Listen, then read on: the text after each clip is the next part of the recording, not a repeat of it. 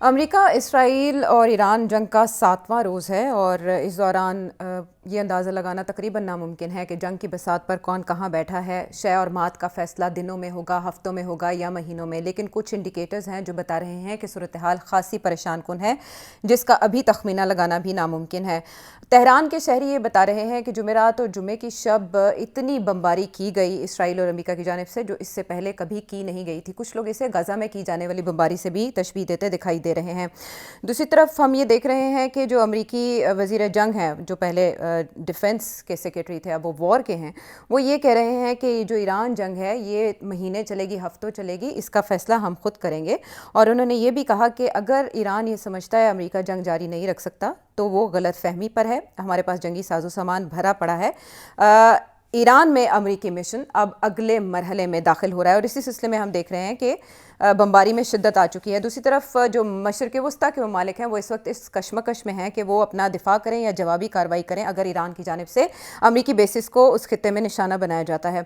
सेठी साहब, अभी हाल ही में हमने देखा कि एक ट्वीट की गई है अमेरिकन प्रेसिडेंट डोनाल्ड ट्रंप की जानिब से। वाइट हाउस में वो जमा कर रहे हैं बेशक मजहबी रहनुमाओं को, पादरियों को, उनसे दुआएं भी ले रहे हैं। कुछ लोग, कुछ अखबारात तो इसे मजहबी जंग का रंग देने की भी कोशिश कर रहे हैं, लेकिन प्रेसिडेंट ट्रंप ये कह रहे हैं कि अनकंडीशनल सरेंडर तक कोई डील नहीं होगी।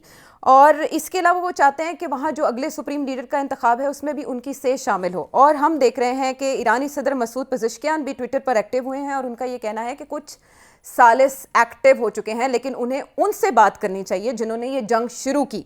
तो सबसे पहले अगर सवाल किया जाए इन 4 दिनों का, जो हमारा लास्ट शो था उससे लेकर अब तक जितने दिन गुजरे, आपके ख्याल में इसराइल और अमेरिका अपने अहदाफ के हुसूल में किस हद तक कामयाब रहे? और CNN का ईरानी कामयाबियों का, ईरानी जंगी कामयाबियों का एतराफ़ करना क्या मानी रखता है अब तक? आशा, अभी मैं सुन रहा था, एंथनी ब्लिंकन साहब हैं, उन्होंने एक बयान रिकॉर्ड करके जारी किया है। उसके अंदर दो तीन बातें उन्होंने कही हैं। पहली बात तो उन्होंने ये कही है कि प्रेसिडेंट ट्रंप को पता नहीं है कि उनके ऑब्जेक्टिव क्या हैं। उन्हें नहीं पता कि वो ईरान का न्यूक्लियर प्रोग्राम को ख़त्म करना चाहते हैं, उनकी मिसाइल्स को ख़त्म करना चाहते हैं, रेजीम चेंज चाहते हैं, क्या चाहते हैं। कहता है क्या, वो उनका ये कहना है कि अमेरिकन एडमिनिस्ट्रेशन को पता नहीं कि वो क्या चाहते हैं। दूसरी बात है उनका ये कहना, और बड़ी इंटरेस्टिंग बात है, उन्होंने कहा कि इन्होंने जंग की तो पूरी तैयारी की हुई थी, अच्छा। मगर लगता ऐसे है, और उसमें कामयाबी भी बड़ी हो रही है, मगर लगता ऐसे है कि उन्होंने ये नहीं सोचा हम्म। कि अगर ये जंग जीत जाते हैं या हार जाते हैं, हम्म। दोनों सूरतों में, कि इसके नताइज क्या निकलेंगे रीजन के अंदर, ग्लोबल पॉलिटिक्स के अंदर, एटसेट्रा एटसेट्रा। तीसरी चीज उन्होंने ये कही कि अमेरिकन सिस्टम के अंदर कांग्रेस का बहुत अहम रोल है। उन्होंने अपने जमाने की भी बातें की जब उन्होंने इराक के ऊपर बमबारी की थी, जी। तो कहने लगे कि कांग्रेस से इजाजत लेना बड़ी जरूरी है, ये हमारा सिस्टम है। हम्म। मगर डोनाल्ड ट्रंप ने ऐसा नहीं किया। हम्म। और चौथी और आखिरी बात उन्होंने ये कही कि कभी ये इसलिए नहीं लिया क्योंकि अब ये कह रहे हैं कि ये जंग नहीं है, ये सर्जिकल स्ट्राइक्स हैं, इसी अच्छा। किस्म की बात कर रहे हैं। हम्म। और पहले ये कह रहे थे ये जंग है, अब भी कह रहे हैं, एक तरफ कहते हैं हम जंग जीतेंगे और छोड़ेंगे नहीं, और हराएंगे, दूसरी तरफ कहते हैं जंग नहीं है और ये सर्जिकल स्ट्राइक्स है। वो इसलिए क्योंकि जंग के लिए कांग्रेस की इजाजत लेनी पड़ती है, जो कि इन्होंने नहीं ली। तो कह रहे हैं कि ये बिल्कुल कंफ्यूज्ड एडमिनिस्ट्रेशन है और इन्हें समझ नहीं आ रही कि ये कहाँ, कैसे इसको आगे बढ़ाया जाए या क्या करना चाहिए। अच्छा। तो मैं समझता हूँ कि ये सारी बातें दुरुस्त हैं, और इनको अब दोहराने की जरूरत नहीं है, बिकॉज सारे जहां भी तबसरे आप सुनेंगे हम्म। वहां यही कहा जा रहा है कि पहले ये कहते थे कि हमने न्यूक्लियर प्रोग्राम को खत्म करना है, फिर इन्होंने कहा कि हमने खत्म कर दिया, ओब्लिटरेट कर दिया, हम्म। और बड़े खुश थे। फिर कहते हैं कि नहीं, हम तो अब मिसाइल्स के पीछे जा रहे हैं। और उसके बाद इन्होंने कहा, जब देखा कि वो भी मसला हल नहीं हो रहा, उनकी मिसाइल्स तो चलती जा रही हैं, तो फिर इन्होंने कहा कि नहीं, हम रेजीम चेंज की तरफ जा रहे हैं। और फिर अब जब नजर आ रहा है कि रेजीम चेंज भी नहीं होनी, हम्म। तो ये सारा वक्त अपना गोल पोस्ट तब्दील करते रहते हैं।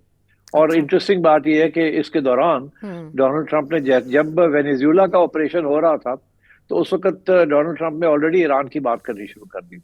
हम्म। अब ईरान का ऑपरेशन चल रहा है तो इन्होंने क्यूबा की बात करनी शुरू कर दी है, हम्म। और ये इशारे करने कर दिए कि अब क्यूबा, इसके बाद वो क्यूबा के अंदर मदाखलत करेंगे। तो हम्म। लगता ऐसे है कि डोनाल्ड ट्रंप और उसके जो साथी हैं वो इस वक्त फंस गए हैं किसी दलदल में, और उन्हें समझ नहीं आ रही क्या किया जाए।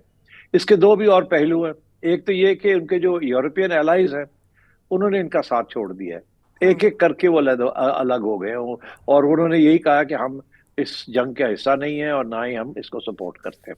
ये हम्म। बहुत बड़ा धक्का धचका लगा उनको। जी। मगर इससे भी बड़ा धचका जो लगा है, हम्म। जो कि ये पिछले 4-5 दिन से डेवलप हो रही थी गेम, अब आके खड़ी हो गई है। अभी आपने अनाउंस भी किया है हम्म। कि चाइना, रशिया और ओमान कोई कोई पीस एफर्ट्स या नेगोशिएशन के लिए या सीज फायर के लिए अपनी कोशिश कर रहे हैं। हम्म। और इंटरेस्टिंग बात यह है कि कि डोनाल्ड ट्रंप साथ साथ धमकियां दे रहा है कि हम तो, अगर हमें साल लगा तो हम वो भी करेंगे, हम चलेंगे जी। और हम ये करेंगे। और हम्म। आखिरी बात यह है कि जो गल्फ किंगडम्स हैं, Saudi Arabia, Qatar, UAE, Bahrain, हम्म। इन्होंने ऑलरेडी सोचों में पड़ गए हैं। इनकी मीटिंग्स होनी शुरू हो गई कि ये हमारा तो बहुत बड़ा नुकसान हो गया है। हम्म। हमें तो कॉन्फिडेंस में लिया ही नहीं था, हमें तो कुछ कहा था और हो कुछ किया है। जी। और हमारी तो सारी इनकम भी जो है वो भी खत्म हो रही है, और हमें इंपोर्ट्स भी हमारी नहीं हो रही, स्ट्रेट्स बंद हैं हम्म। हॉर्मुज के। और हमारा तो बहुत बड़ा नुकसान हो रहा है और हम कैसे इसको बर्दाश्त कर सकते हैं। और इसलिए हम डोनाल्ड ट्रंप को हम ये पैगाम देना चाहेंगे कि भाई आप इसका हल निकालें, जल्दी से कोई सीज फायर करें, हम ज्यादा देर सरवाइव नहीं कर सकते। हम्म। और अगर आप नहीं करेंगे तो हमारे जो हमने अरबों, सैकड़ों अरबों, बिलियन ट्रिलियंस ऑफ डॉलर्स जो आपके इकोनॉमी के अंदर इन्वेस्ट किए हुए हैं, आपकी मल्टीनेशनल्स के अंदर, आपकी बड़ी बड़ी कंपनीज के अंदर, स्टॉक मार्केट में, और हमने जो आपके ट्रेजरी बॉन्ड्स खरीदे हुए हैं, तो हमें तो डर लग रहा है कि हम तो यहाँ डूब रहे हैं और हम्म। हमारे पास तो पैसे खत्म हो रहे हैं, बिकॉज हमारी बिक्री नहीं हो रही, सेल नहीं हो रही, और बंद है सारा कुछ, ईरान ने ये कर दिया। जी। तो हो सकता है कि इनकी तरफ से भी अब प्रेशर बढ़ना शुरू हो जाएगा डोनाल्ड ट्रंप के ऊपर। तो मैं समझता हूं अगर मुझे समरी देनी पड़े अच्छा। पिछले 4-5 दिन की, तो मैं ये कहूंगा कि डोनाल्ड ट्रंप की जो मिलिट्री स्ट्रेटजी है हम्म। उसमें उनको लग तो ऐसे रहा है उनको कि वो बड़े कामयाब हैं। हम्म। इतनी हमने नेवी शिप्स गिरा दी, इतने हमने उनके रॉकेट लॉन्चर्स खत्म कर दिए, ये कर दिया, वो कर दिया, हम्म। इतनी हमने कारपेट बॉम्बिंग की, जी। इतने लोगों को मार दिया, उन एटसेट्रा एटसेट्रा। हम्म। मगर दूसरी तरफ से ऐसे लग रहा है कि इसका कोई असर नहीं हुआ ईरान के ऊपर, और ईरान के मिसाइल्स अभी भी इसराइल पहुंच रहे हैं, और जब चाहे वो और भी बढ़ा सकते हैं। और अभी तो उन्होंने अपने हैवी मिसाइल्स निकाले ही नहीं है, अभी तो वो ड्रोन्स और छोटे मिसाइल्स के साथ ही काम कर रहे हैं। और आखिरी बात कि ये इनके जो स्टॉक पाइल है, यूरो इनकी अमेरिकनों की, जी। वो ऑलरेडी कम होती जा रही है। वो जो मिसाइल्स हैं जो कि इनकमिंग मिसाइल्स को गिराती हैं, तो हम्म। वो अगर और वो खत्म हो रही हैं, और अगर ऐसे हुआ तो फिर ईरान को खुली छुट्टी मिल जाएगी बाद में, हम्म। क्योंकि उनके पास तो अनलिमिटेड सप्लाई है अपनी मिसाइल्स की।